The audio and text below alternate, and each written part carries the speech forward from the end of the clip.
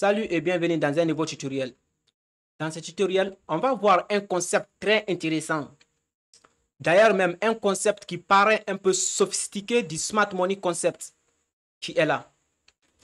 Les rejection blocks, blocs de rejection. Vous savez que le ICT a 7 points de référence institutionnels. Et c'est la base de tous les concepts de ICT. Et les 7 points de référence institutionnels sont, on a les breakout blocks, les mitigation blocks, les liquidity void, les fair value gap, les order blocks, les rejection blocks, les hold high et les hold low. Et vous allez voir le plus souvent les traders parler des breakout blocks, des mitigation blocks, des liquidity void, des fair value gap, des order blocks. Mais rarement vous verrez les traders parler des rejection blocks. Et même s'ils parlent des rejection blocks, vous verrez rarement les traders donner une stratégie adaptée aux rejection blocks. Oui, pourquoi cela? Parce que tout simplement, c'est un concept qui paraît un peu sophistiqué. Mais ici, on va essayer de démystifier tout. Et d'ailleurs même, cette chaîne-là, j'ai créé cette chaîne-là pour simplifier les choses. Le trading est très simple. Si vous comprenez, c'est très simple. Tout ce qui paraît mystifié, on va démystifier tout ici. Ce concept-là, on va essayer de simplifier aujourd'hui pour que vous arriviez à comprendre exactement ce que ça signifie. Dans ce tutoriel, on va essayer de voir c'est quoi exactement les blocs de rejection, comment les déterminer, où les déterminer, c'est-à-dire où les identifier et comment les trader. Si vous êtes nouveau sur cette chaîne, n'oubliez pas de vous abonner et d'activer la cloche de notification pour être notifié à chaque fois que je vais faire une nouvelle vidéo. Likez et partagez pour soutenir cette chaîne. Retenez que la plupart des traders confondent les blocs de rejection et les order blocks. Oui. Et il y a une très grande différence entre les blocs de rejection et les order blocks. Exactement, c'est quoi les blocs de rejection? Les blocs de rejection, n'est-ce pas, se forment lorsqu'il y a la rejection du prix à un niveau spécifique donné. Ça peut être une demande zone ou bien un supply zone. N'est-ce pas? Et retenez que lorsque vous comprenez exactement le mécanisme des blocs de rejection, comment les trader, comment les identifier, où les identifier, retenez que ça va beaucoup vous aider. Oui, ça va beaucoup vous aider. Parce que les blocs de rejection là visent la liquidité. Les zones où se trouve la liquidité, les blocs de rejection là visent la liquidité. Et vous allez comprendre, lorsqu'on va passer sur le graphique tout de suite, vous allez comprendre comment déterminer les blocs de rejection. Pour déterminer les blocs de rejection, on va se baser sur 3 critères. Notre premier critère, on doit ici se référer de 3 bougies. 1. Et on a 3 bougies qui est là. Deuxième critère, la deuxième bougie qui est au milieu doit avoir la mèche la plus longue parmi les 3 bougies. C'est-à-dire la deuxième bougie là doit avoir une mèche plus longue que par rapport aux 2 autres mèches qui sont là.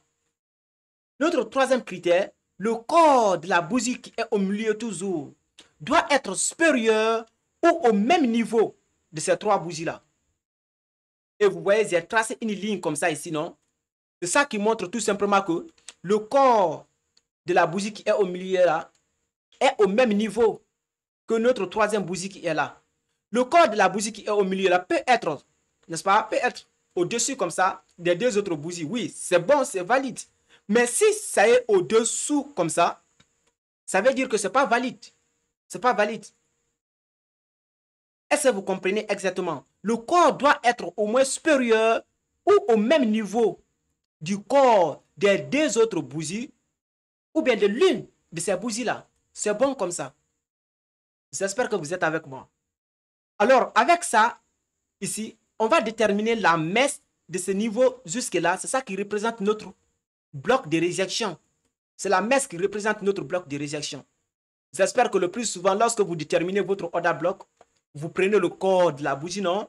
Prenez des fois le corps de la bougie et la mèche, et d'autres même prennent l'intégralité de la bougie, c'est-à-dire de la mèche de l'autre côté ici jusqu'à la mèche de l'autre côté ici. Est-ce que vous voyez? Alors tout simplement, c'est la mèche là qui représente notre bloc de réjection ici. Vous voyez ici, non? C'est la mèche là qui représente notre bloc de réjection, c'est-à-dire la mèche de la deuxième bougie qui se trouve au milieu là. C'est cette mèche qui représente notre bloc de réjection. À chaque fois que le prix va revenir sur cette messe ici, ça va rejeter le prix comme ça à la baisse. J'espère que vous êtes avec moi. Ok. Si on vient de l'autre côté ici, d'après tout ce que je viens d'expliquer ici là, si vous avez bien compris, si on vient, n'est-ce pas, de l'autre côté ici, est-ce qu'on a un rejection block valide ici là? Avons-nous un rejection block valide ici? Si vous avez bien compris ce que je viens d'expliquer ici, je vous donne 5 secondes à réfléchir. Réfléchissez, mes gars.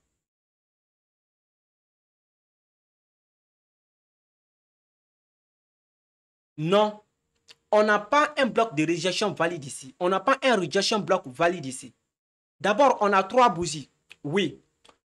Notre bougie qui est au milieu ici a la mèche la plus longue. Oui, c'est bon. Mais en regardant le corps de la bougie qui est au milieu ici, le corps est inférieur par rapport au corps de la bougie, de notre troisième bougie là. C'est-à-dire le corps s'est fermé au-dessous du corps de notre troisième bougie là. Et pourtant que le corps doit être, n'est-ce pas, au moins au-dessus ou bien au même niveau du corps de notre troisième bougie, comme ça. Ou bien du corps des 2 autres bougies qui sont là. Mais le corps ne doit pas être au-dessous comme ça. Si c'est comme ça, ce n'est pas un rejection block valide. Ce n'est pas un rejection block valide. Bien sûr, la mèche, cette bougie qui est au milieu, a la mèche la plus longue. Mais à ce niveau-là, ce n'est pas un bloc de rejection valide. Ici, c'est invalide. Alors, pour notre prise de position, on ne tiendra pas compte de ce bloc de rejection. Parce que le prix peut ne pas venir ici. Si vous êtes avec moi. Ou bien le prix peut venir casser parce que c'est un rejection bloc invalide. J'espère que vous êtes avec moi. Et j'ai très bien expliqué dans l'autre cas ici. N'est-ce pas? Je vous ai donné 3 critères en se référant de 3 bougies. La mèche de la deuxième bougie doit être supérieure à la mèche des 2 autres bougies. Le corps de la deuxième bougie doit être au-dessus ou bien au même niveau du corps des 2 autres bougies. Je vous ai dit ça, non? Mais ici, le corps de la bougie là n'est pas au même niveau et au-dessous du corps de notre troisième bougie. Alors ici, c'est invalide. Ok. Si on vient de l'autre côté là encore ici, si on vient ici, le corps de notre deuxième bougie est au même niveau, n'est-ce pas, du corps de notre troisième bougie. Là, c'est bon. Mais est-ce que notre bloc de rejection ici est valide?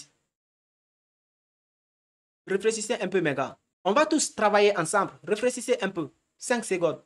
Ici. Ici, on n'a pas un bloc de rejection valide. Bien sûr, on a 3 bougies ici. Mais notre bougie qui est au milieu ici, bien sûr, le corps de notre deuxième bougie et la troisième bougie sont au même niveau. C'est la raison pour laquelle, d'ailleurs, même j'ai tracé la ligne qui est là. Mais en voyant la mèche ici, n'est-ce pas? La mèche de notre troisième bougie là est supérieure. N'est-ce pas? C'est plus long que la mèche de notre deuxième bougie. Alors, ce n'est pas un bloc de rejection valide. Ici, c'est un bloc de rejection invalide. C'est un bloc de rejection invalide. Parce qu'en déterminant ici notre bloc de rejection, c'est la bougie qui est au milieu là qu'on va prendre la mèche comme ça, qui va représenter notre bloc de rejection. Et regardez, la bougie, la mèche de l'autre bougie là déborde déjà. Alors, ce n'est pas un bloc de rejection valide. Ça, c'est invalide. Pour notre prise de position, on ne tiendra pas compte de ce bloc de rejection. Le prix peut ne pas venir ici, ou bien le prix peut même venir casser, continuer. J'espère que vous êtes avec moi. Alors, c'est ça juste qui est notre bloc de rejection. Alors, on va descendre en bas pour voir les types de blocs de rejection. Mes amis, n'oubliez pas de vous abonner et d'activer la cloche de notification. Likez et partagez pour soutenir cette chaîne. Ok. Ici, on a 2 types de blocs de rejection. On a les bearish rejection block et bullish rejection block. On commence par bearish rejection block. On va essayer de déterminer notre rejection block. La mèche de la bougie qui est au milieu ici. Ça qu'on va prendre. Juste la mèche, pas le corps, la mèche. C'est ça qui est notre bloc de rejection. À chaque fois que le prix va revenir ici, ça va rejeter le prix. C'est-à-dire, nous jetons dans un mouvement haussier comme ça. Nous sommes dans une structure haussière. Ici, au pic, Après, à chaque fois que le prix va venir ici, ça va rejeter le prix à la baisse comme ça. Parce que ça, c'est notre bearish rejection block. Ici encore, c'est notre bullish rejection block. Exactement la messe de la deuxième bougie qui est au milieu ici. Ça, c'est notre bullish rejection block. À chaque fois que le prix va venir à ce niveau ici, ça va rejeter le prix vers la hausse. J'espère que vous êtes avec moi. Ok. Je vais essayer de vous expliquer quelque chose, n'est-ce pas, ici. Vous voyez ici, on a la bougie verte, noire et rouge. Pourquoi j'ai mis la bougie noire ici? Parce que la bougie qui est au milieu là peut être une bougie de couleur rouge ou bien de couleur verte. Peu importe la couleur de la bougie qui est au milieu ici. Ou bien les trois bougies là, peu importe leur couleur. Hein. J'espère que vous êtes avec moi. Et ici encore, peu importe la couleur de ces bougies là ici.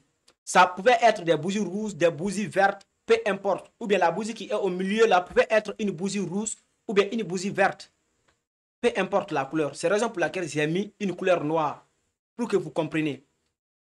Maintenant, lorsqu'on va sur le graphique, vous allez voir comment on va déterminer les blocs de rejection et comment encore on va trader les blocs de rejection. Mais il faut que vous prêtez très attention. On va les pas à pas. Concentrez-vous. Mes amis, vous devrez comprendre que le fait n'est pas seulement parler des blocs de rejection, mais où exactement pouvons-nous déterminer ces blocs de rejection? Parce que ce n'est pas partout sur le graphique où il faut cesser des blocs de rejection. Ils deviennent efficaces lorsqu'ils sont à certains niveaux spécifiques sur le graphique. Ces blocs de rejection-là, le plus souvent apparaissent au pic et au creux. C'est-à-dire, s'ils sont au pic ou au creux, ils deviennent très efficaces. Mais ce n'est pas n'importe où sur le graphique où il faut identifier ces blocs de rejection. Non. J'espère que vous êtes avec moi. Abonnez-vous et activez la cloche de notification pour être notifié à chaque fois que j'ai fait une nouvelle vidéo. Comment entrer en position lorsqu'on détermine notre bloc de rejection comme ça? Alors ici, il y a quelque chose que je dois vous expliquer ici, mes gars. Il y a quelque chose que vous devrez retenir ici, à ce niveau-là. Lorsque vous déterminez votre bloc de rejection comme ça, pour la prise de position, n'est-ce pas, vous devrez prendre votre outil Fibonacci. N'est-ce pas? Vous allez déterminer le milieu, c'est-à-dire les 50% de votre bloc de rejection. Comme ça, là. Vous voyez ça, c'est le 50%, le milieu ici. Alors, qu'est-ce que d'autres font? Qu'est-ce que d'autres font? D'autres prennent des positions de ces limites ici. Comme ça. Et puis, attendez, je vais essayer de... D'autres mettent les ces limites ici. Comme ça. Ils entrent au milieu à 50% ici. Et puis, ils vont essayer de tirer leur take profit à l'obstacle le plus proche. J'espère que vous êtes avec moi. Ils vont faire comme ça, quelque chose comme ça. Et d'autres vont entrer ici. Exactement. Pourquoi? Parce que des fois, le prix n'arrive pas au milieu ici. Lorsque le prix se retourne comme ça, lorsque le prix se retourne, des fois, le prix n'arrive pas au milieu ici. Le prix se limite juste là et puis continue à la baisse. Dans d'autres cas encore, le prix peut venir jusque là.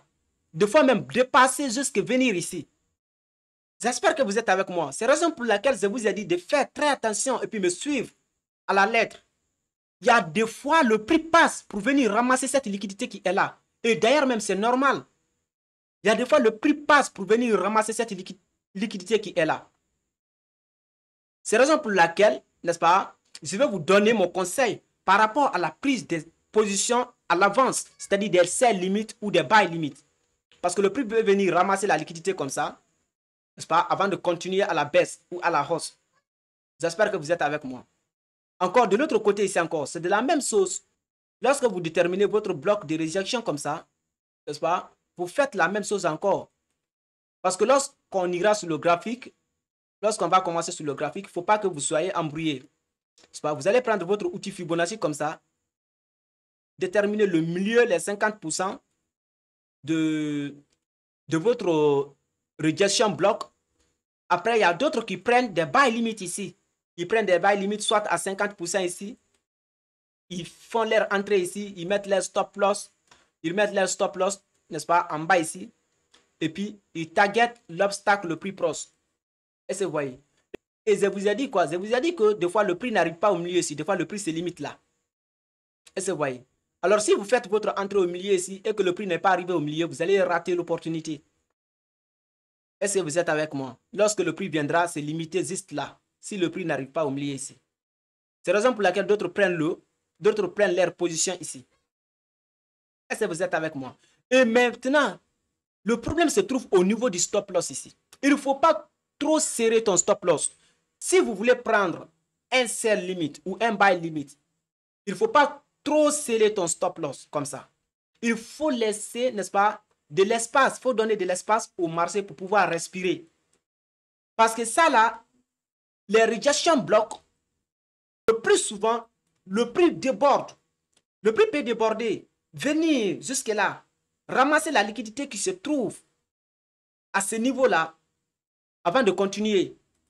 Et c'est normal. C'est comme ça les rejection blocs sont. C'est la raison pour laquelle je vous ai dit, si vous comprenez exactement ce concept, n'est-ce pas, ça va beaucoup vous aider. Parce que ce concept-là vise la liquidité beaucoup. Dans la plupart des cas. Et vous pouvez voir encore dans d'autres cas, le prix ne va même pas arriver, n'est-ce pas, à la rentrée, si le prix peut seulement se limiter ici pour aller. Oui, tout est possible au marché. Mais dans la plupart des cas, n'est-ce pas, le prix descend ici. Le prix descend ici comme ça, avant de continuer. Ce que je vous donne comme conseil ici, sur la prise de position, c'est que ne prenez pas une position à l'avance. Ne faites pas un sell limite ou bien un buy limite. Non, non. Si vous voulez faire un sell limite, alors il faut donner de l'espace au marché. Il faut mettre ton stop loss un peu en bas, ici. Et cela, n'est-ce pas, j'espère que ça ne vous donnera pas un bon risque reward.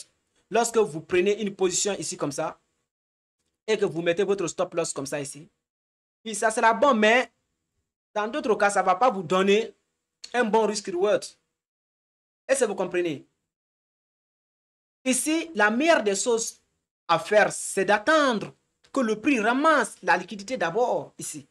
Lorsque le prix ramassera de la liquidité ici, là, vous pouvez cesser une confirmation. Et d'ailleurs même, vous connaissez déjà les confirmations. J'ai fait une vidéo sur les types de confirmations. Vous pouvez cesser une confirmation, soit une confirmation sandérière ou une confirmation chartique. Si c'est une confirmation sandérière, je laisse dans le même time frame. Ça, c'est une confirmation sandérière. Je prends position. Si c'est une confirmation chartique, je vais dans un time frame inférieur. J'espère que vous êtes avec moi. Ceux qui sont un peu expérimentés, lorsque le prix ramasse sûrement la liquidité, vous voyez un signe de retournement, vous pouvez prendre position. Vous êtes avec moi, j'espère bien. On va aller sur le graphique tous ensemble. On va essayer de voir certains exemples. Ok, nous sommes sur le graphique. Vous voyez, non, nous sommes dans une structure baissière. Maintenant, on va essayer de voir ici exactement.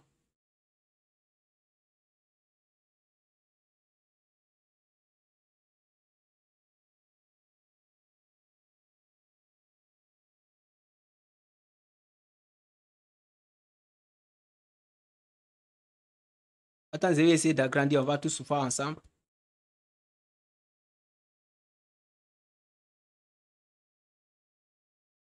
Vous voyez, n'est-ce pas? D'abord, on a notre première bougie ici, notre deuxième bougie et notre troisième bougie. Je vous ai dit que ça peut être plus que 3 bougies, n'est-ce pas? Regarde une bougie qui est là. Il y a une bougie ici. Mais nous, on s'en fiche de ça. On a déjà 3 bougies ici. Et notre deuxième bougie qui est au milieu ici, la mèche non seulement est plus longue par rapport à la mèche des deux autres bougies, le corps aussi se ferme au même niveau. J'espère que vous êtes avec moi. Alors, c'est un bloc de rejection valide.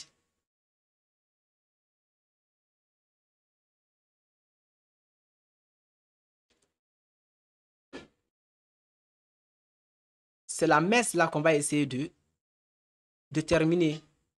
Juste la mèche, pas le corps, juste la mèche. Voici notre bloc de rejection. Maintenant, après avoir déterminé notre bloc de rejection, parce qu'on sait que c'est notre bourriche bloc de rejection, parce que nous étions dans une structure baissière. Et ce que je viens de vous montrer là, ça ne s'affiche pas partout sur le graphique. Hein? Non. Il ne faut pas essayer de cesser à n'importe où sur le graphique. Non. C'est juste au creux et au pic. J'espère que vous êtes avec moi. Et deux fois au niveau de certaines pullbacks importantes. Maintenant, on va essayer de prendre notre outil Fibonacci. Mesurer les 50%. C'est pas comme ça.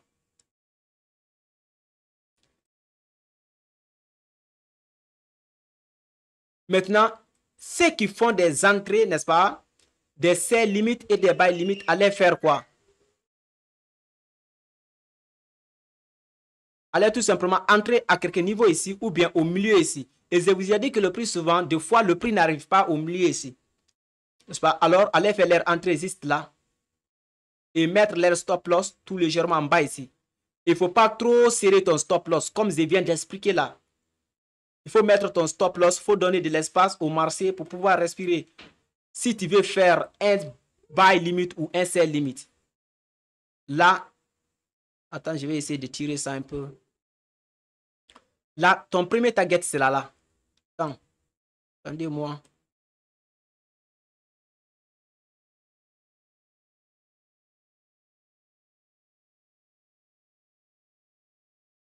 Ici, c'est là ton premier TP. Et ici sera ton deuxième TP. Tu peux targeter ici. Ou bien tu peux targeter là. Ici. Ça, ici, là, c'est l'obstacle le plus proche qui est là. Parce que c'est une résistance comme vous pouvez voir là. Et ceux qui allaient attendre une confirmation après le ramassage des liquidités, comme je vous ai dit là, après le ramassage des liquidités, pouvaient tout simplement cesser une confirmation chartique ou bien une confirmation sendérière. D'ailleurs même, j'ai fait une vidéo sur les confirmations. Ça se trouve sur cette chaîne. Il y a deux types de confirmation, confirmation sendérière et confirmation chartique. Lorsque le prix vient là, ramasse la liquidité, ou bien lorsque le prix entre dans cette zone-là, tu peux cesser une confirmation, soit une confirmation sendérière, tu laisses dans le même time frame, tu trouves cette confirmation, ou bien une confirmation chartique. Tu vas dans un time frame inférieur pour cesser une confirmation chartique. J'espère que vous êtes avec moi. Là, on va essayer de voir.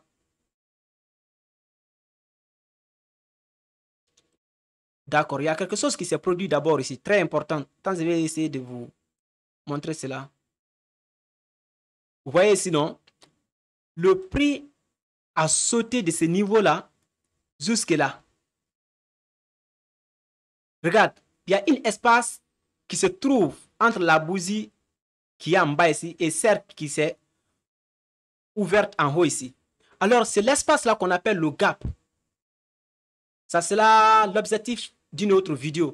Lorsque la bougie se ferme ici aujourd'hui, et demain, on voit l'autre bougie qui va s'ouvrir, s'ouvre en haut ici. Alors, l'espace se trouve entre les deux bougies-là. Ici, le vide se trouve entre les deux bougies-là. C'est ce vide-là qu'on appelle ici le gap. C'est très important de le comprendre. Il se comporte le plus souvent comme si les faits value gap, c'est-à-dire les imbalances. Est-ce que vous êtes avec moi? Ça sera l'objectif d'une autre vidéo. Je vous montre tout simplement pour que vous voyez. D'accord. Je vais essayer de bien positionner ça. Ok, on va essayer de play et puis voir.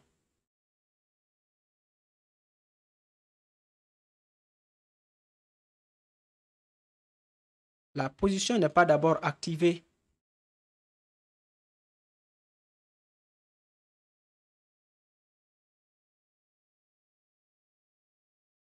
La position n'est pas d'abord activée. On va essayer de voir.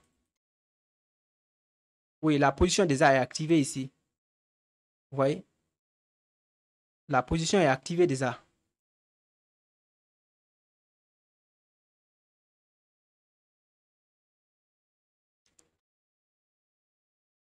Ici, là, la position est activée. Comme je vous ai dit. Je dis deux fois, le prix n'arrive pas au milieu ici. Je vous ai expliqué ça, non? Alors, la position est activée. On va continuer à voir.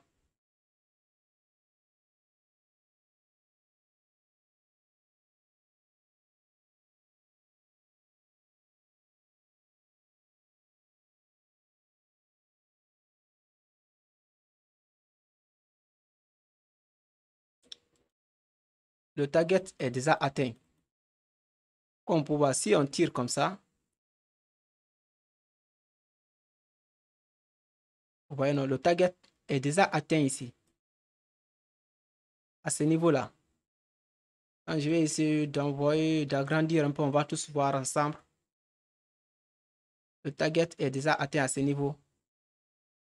Vous voyez, n'est-ce pas? Juste avec la messe.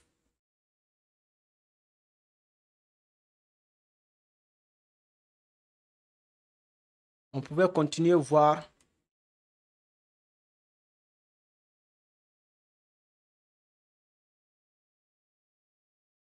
Le target est déjà atteint. Alors, c'est ça que vous devrez faire. Lorsque vous déterminez un bloc de rejection valide, ils sont très efficaces. Les blocs de rejection sont très efficaces. Et ce n'est pas partout sur le graphique où il faut chercher les blocs de rejection. Non. Il faut chercher les blocs de rejection au niveau des creux et des pics. J'espère que c'est clair. Et vous pouvez voir ici encore, n'est-ce pas? À ce niveau-là encore. Oh, je m'excuse. Ici encore. On a un bloc de rejection à ce niveau. Ici, là. N'est-ce pas?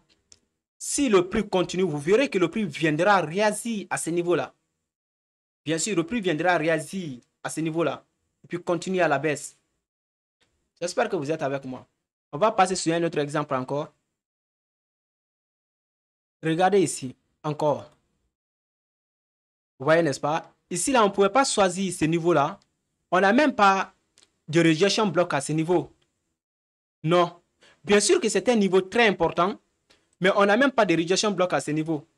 Alors, on ne peut rien faire là-bas. On ne peut rien faire là-bas.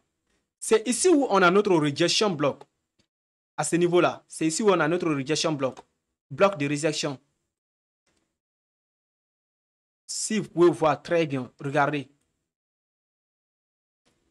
On a une bougie au milieu ici. Attends, je vais agrandir. On va voir tous ensemble. Vous voyez, c'est cette bougie-là, n'est-ce pas? La messe qui représente notre bloc de rejection. Parce que toutes les conditions sont remplies ici.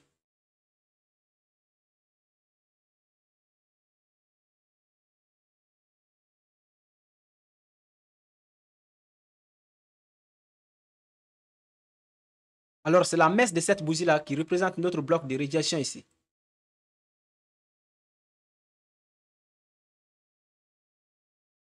Maintenant, qu'est-ce qu'on va faire? C'est la même méthode d'entrée encore. Soit on prend une position, un sell limite, et je vous ai conseillé, n'est-ce pas, que prendre les sell limites sont un peu bizarres parce que quand il prend un sell limite, il faut donner de l'espace au marché. Il faut mettre ton stop loss un peu large. Et qu'est-ce qu'on va faire encore? On prend notre outil Fibonacci, on va essayer de déterminer encore, n'est-ce pas, les 50% comme ça, si vous voulez, hein. Et notre méthode d'entrée, on va prendre soit un sell limite ou bien on attend après le ramassage des liquidités, on entre en position. J'espère que vous êtes avec moi. Si on prenait un sell limite comme ça, n'est-ce pas, il faudra mettre ton stop loss un peu en bas pour que le marché puisse respirer parce que je vous ai dit que les rejection blocs sont différents des other blocs. Oui. Le plus souvent, le marché vient ramasser la liquidité au-dessous ici ou bien au-dessus si c'est un bearish rejection bloc. Alors, il faudra rester de l'espace. Mettre ton stop loss un peu large comme ça. Très important. Et tu vas targeter l'obstacle le plus proche. Ici, c'est la liquidité externe qui est là. La liquidité externe qui est à ce niveau. Attendez. Ok, c'est la liquidité externe qui est là.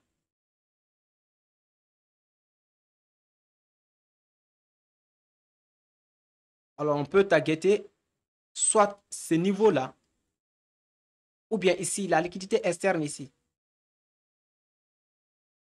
Et moi, le plus souvent, je laisse un espace pour une raison de sécurité comme ça. N'est-ce pas? Le stop loss allait être tout juste là. Vous voyez? Parce que le plus souvent, le prix vient ramasser de la liquidité ici. Et puis, on va essayer de voir. Vous voyez, n'est-ce pas? Le prix est venu, n'est-ce pas, dépasser notre... Attends, c'est ce que je disais là. Ça s'est passé ici, ça s'est produit ici exactement. Ça, je vais essayer d'agrandir. C'est la raison pour laquelle vous devrez faire très très attention. Vous voyez, la mèche de cette bougie rouge là est descendue, vous voyez non? C'est descendu. Si maintenant on avait collé notre stop loss ici là, on avait mis notre stop loss à ce niveau, comme ça, on allait sortir du marché. Voilà, c'est la raison pour laquelle quand tu veux faire un sell limit ou bien un buy limit, il faut mettre ton stop loss un peu large. Ou bien tu attends, après le ramassage de liquidités, tu peux entrer en position. J'espère que vous êtes avec moi. On va essayer de voir.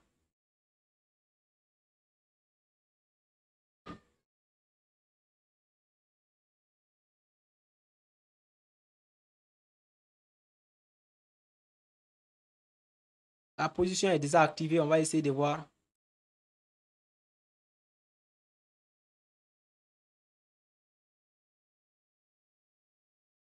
Le TP est déjà pris, comme vous pouvez voir ici. Le TP est déjà pris. Alors, c'est un peu comme ça, mes gars. Les blocs de rejection sont très, très efficaces lorsqu'ils se trouvent au pic et au creux. N'oubliez pas de vous abonner et d'activer la cloche de notification pour être notifié à chaque fois que je vais faire une nouvelle vidéo. On se reprend dans un nouveau tutoriel. Rejoignez-nous sur Telegram. Le lien se trouve épinglé en commentaire.